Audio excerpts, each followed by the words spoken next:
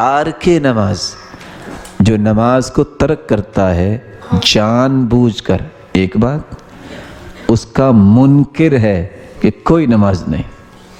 ایسا شخص جو نماز کا منکر ہو جائے، نماز کو پڑھتا بھی نہیں ہے جان بوجھ کے، اس کے بارے میں احادیث، اس کے بارے میں صحابہ کرام کی اقوال اور سلف صالحین علماء کی باتیں سمجھنی چاہیے. سب سے پہلی بات، ایسے بندے کے ساتھ اللہ کا کوئی وعدہ ہی نہیں کہ اس کو معاف کریں گے یا جنت دیں گے. یہ روایت ہے مسند احمد کی، فمن ترکها متعمدا، جس نے جان بوجھ کے چھوڑ دیا، فقد برئت منہ الذمہ، اللہ ذوالجلال اس کے ذمے سے بری ہو گئے. دوسرا نقصان اس کا یہ ہے، اس کے جان اور مال کی کوئی قیمت نہیں ہے.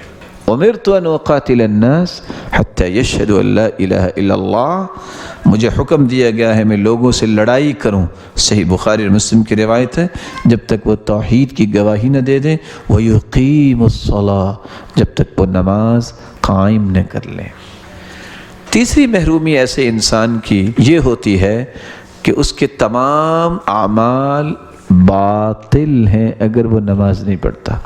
روایت کے الفاظ ہیں صحیح بخاری اور سنن نسائی کے، من ترک صلاة العصر فقد حبط عمله، جس نے عصر کی نماز چھوڑ دی اس کے سارے اعمال ضائع ہو گئے. اور دوسری روایت کے الفاظ ہے جو صحیح بخاری اور مسلم کی ہے، جس کی عصر کی نماز رہ گئی، کأنما وطر اہلہ ومالہ، وہ تو ایسا ہوا کہ اس کے بیوی بچے اور مال تباہ و برباد ہو گئے. تارک نماز بے ایمان ہے. معجم الصغیر کی روایت ہے، لا دین لمن لا صلاة له، جو نماز نہیں پڑھتا اس کا کوئی دین نہیں ہے. اور دوسری روایت میں سیدنا عمر فرماتے ہیں، لا اسلام لمن لم يصلی، جو نماز نہیں پڑھتا اس کا کوئی اسلام نہیں. سیدنا ابو الدرداء کہتے ہیں، لا ایمان لمن لا صلاة له، جس کی نماز نہیں اس کا نہ ایمان ہے، نہ اسلام ہے، نہ دین ہے. تینوں روایتیں آپ نے سنیں. تارک نماز کو کافر کہا گیا ہے. جو نماز کا انکار کر دے اور جان بوجھ کے پڑھتا بھی نہیں. جامع الترمذی اور ابن ابی شیبہ کی روایت ہے، بین الکفر والایمان ترک الصلاۃ، ایمان اور کفر کے درمیان حد فاصل نماز ہے. من ترک الصلاة متعمدا فقد کفر، سیدنا عبداللہ ابن مسعود کی روایت، جو نماز کو جان بوجھ کے چھوڑ دیتا ہے وہ کافر ہو جائے گا. اور اسی طرح صحابی روایت کرتے ہیں، سیدنا علی بن ابی طالب، من لم يصلی فهو کافر، جو نماز نہیں پڑھتا تو کافر ہو جائے گا. اور اس سے بڑی بات، قیامت کے دن فرعون، حامان، قارون، ابی بن خلف کے ساتھ ہوگا.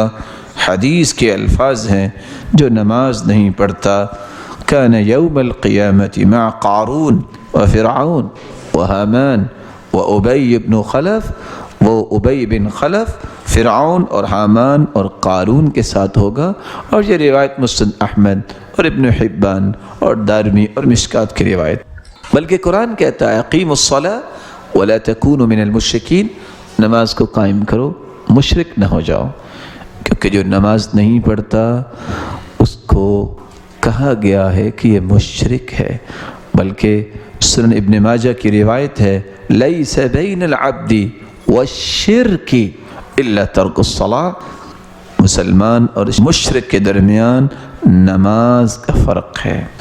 اور آپ کے لیے تھوڑی سی پریشانی والی یہ بات ہوگی، جو کہ پریشانی والی نہیں ہونی چاہیے.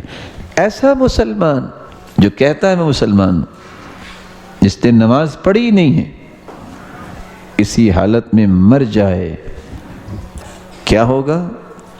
لا یغسل، اس کو غسل نہیں دیا جائے. لا یکفن، کفن نہیں دیا جائے.